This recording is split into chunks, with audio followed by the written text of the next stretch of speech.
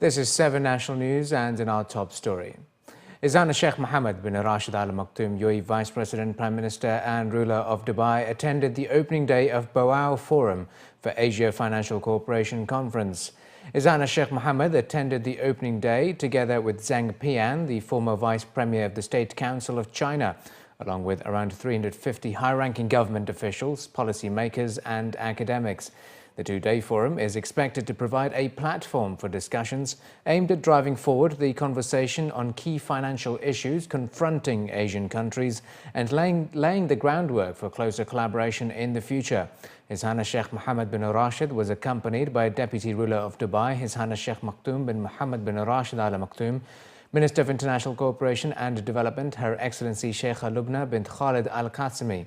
During her speech, Sheikha Lubna stated that trade between the UAE and China reached $47 billion in 2013, which made the Asian country Dubai's second largest trading partner. Meanwhile, the Secretary-General for the BFA, Zhu Wenzong, further stated that hosting the conference in Dubai shows its growing importance as a hub for finance, trade and exchange between East and West Asia, as well as the role it can play in financing infrastructure and energy investments that will help further integrate Asia into the world of economy. The region's fastest-growing food and beverage event and the Emirates International Date Palm Festival kicked off on Monday at the Abu Dhabi National Exhibition Centre. His Highness Sheikh Mansour bin Zayed Al Nahyan, Deputy Prime Minister and Minister of Presidential Affairs and Chairman of Abu Dhabi Food Control Authority, inaugurated the 5th CIAL Middle East. The region's fastest-growing food and beverage event will run for 3 days.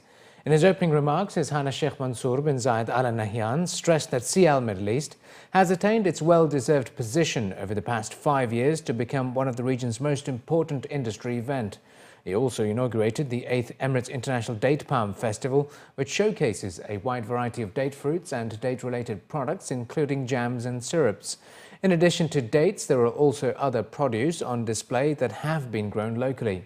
His Highness Sheikh Mansour expressed his delight with the number and wide variety of companies from across the globe participating in this year's show, which comprises of 1,000 retailers, wholesalers and producers in 27 international pavilions. The Road and Transport Authority has announced that the flagdown rates of taxis in Dubai will increase from 3 dirhams to 5 dirhams from December 1. The RTA has also revised the basic charges for booking cabs, with non-peak hour bookings costing 8 dirhams, up from 6 dirhams, and the peak hour bookings will be charged 12 dirhams, up from 10 dirhams. The move is part of efforts to integrate Dubai's taxi service with No Cards package launched by the RTA, covering all mass transit modes, including the metro, Dubai tram, public buses and marine transport. From Saturday to Wednesday, the peak hours for taxi service are set from 7 a.m. to 10 a.m. and from 4 p.m. to 8 p.m. While on Thursdays and Fridays, the evening peak hours are set from 4 p.m. to 12 midnight. Dr. Yusuf Al-Ali, the CEO of the RTA's public transport agency, was quoted in local reports as saying that the revised rates will be applicable to all taxi franchises in Dubai. He added that only the basic fares have been revised, while the meters will continue to run at the same rate, which is 1 dirham 71 per kilometre. Payment of taxi fares through NOL and credit cards is already live on airport taxis, with all other taxi meters being upgraded gradually. By mid-2015, commuters will have an option of paying through NOL and credit cards across the entire fleet of Dubai taxis.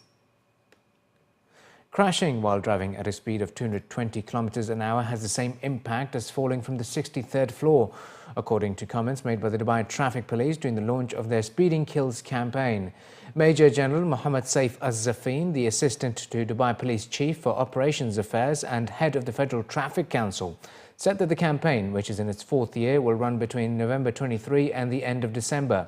The campaign aims to raise more awareness about the dangers of speeding, so Dubai can reach 0 road fatalities for every 100,000 people by 2020. The current index is at 3 road deaths per 100,000 people. According to Major General Az-Zafin, the majority of victims of speed-related traffic accidents are Emiratis, but the top 3 nationalities with the most traffic-related deaths are Emiratis, Indians and Pakistanis, and the order changes from year to year. Outlining the effects that speed has on car crash impacts, As-Zafin said that people crashing at a speed of 120 kilometers an hour and not wearing a seatbelt are guaranteed to suffer severe injuries or die. According to the most recent Dubai police statistics, 151 people died in traffic-related accidents and more than 2.2 million fines have been issued.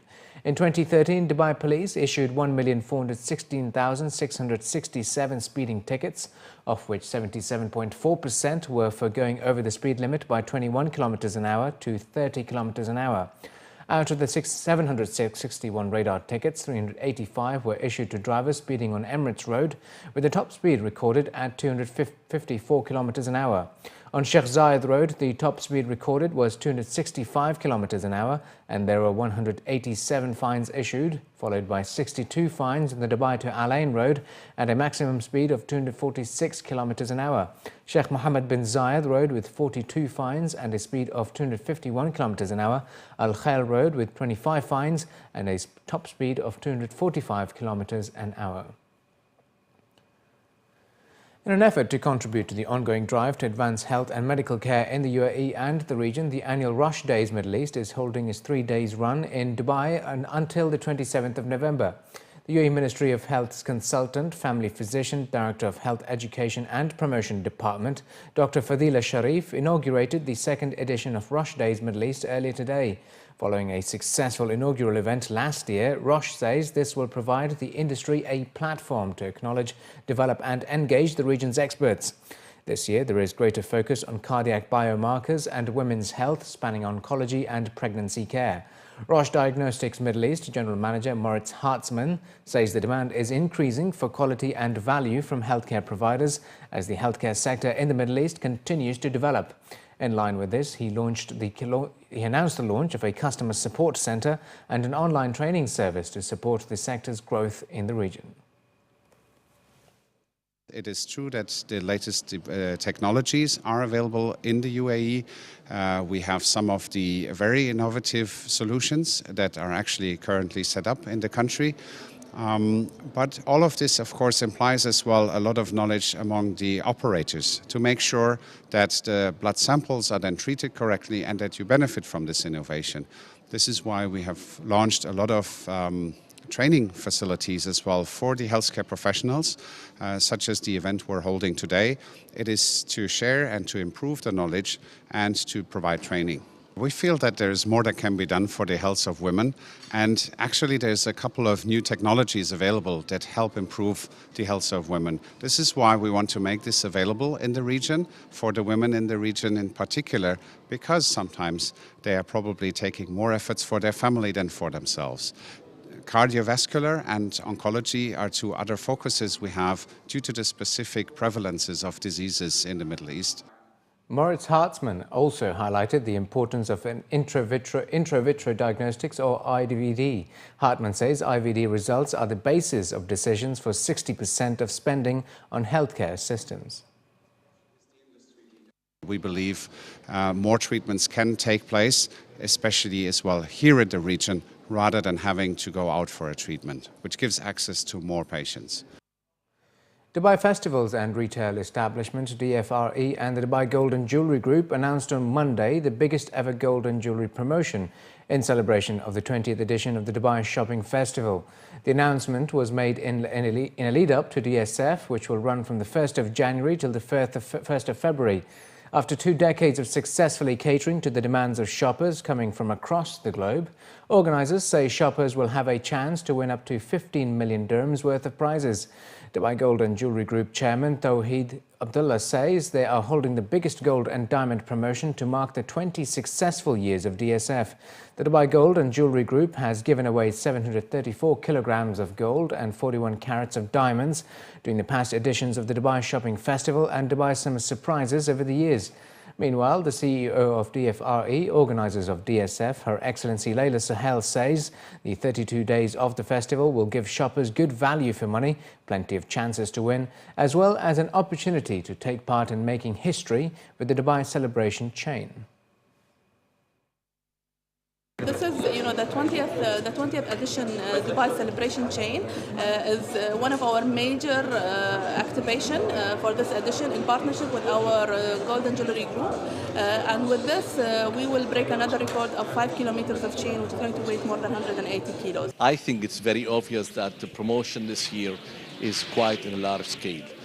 Total 100 kilograms of gold, it's an equivalent of about 15 million dirhams. 45 karat diamonds, and you can start naming with the value of that, it's about 2 million dirhams. And we have got today, you are making a link to the longest chain handmade in UAE with a Guinness report, a Guinness book attempt to have. So you are having good value for money, you're getting great prizes, and you are making history with adding a link to the chain of celebration.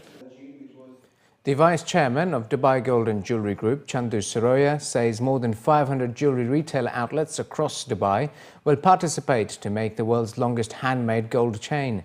It will span 5 kilometers in length, but depending on the demand, it may be extended up to 8 kilometers and will be assembled in public. During the DSF this year, the Dubai Golden Jewelry Group is embarking on two missions. One is to make the world's longest gold chain, which is going to be in 22 karat gold, and it is going to be over 5 kilometers long. The Guinness Book of Records has already accepted our bid, and they said, yes, this is the official bid. They will adjudicate this chain on the 7th or 6th of January. It will be displayed in public, so anybody who is a resident or a visitor of Dubai or also over the internet can buy their piece of history. If you are a resident of UAE or you are a visitor at that time, you can actually add your piece to history. You can go to any of the kiosks where the chain is being made, and you can add your piece to history by your own hands.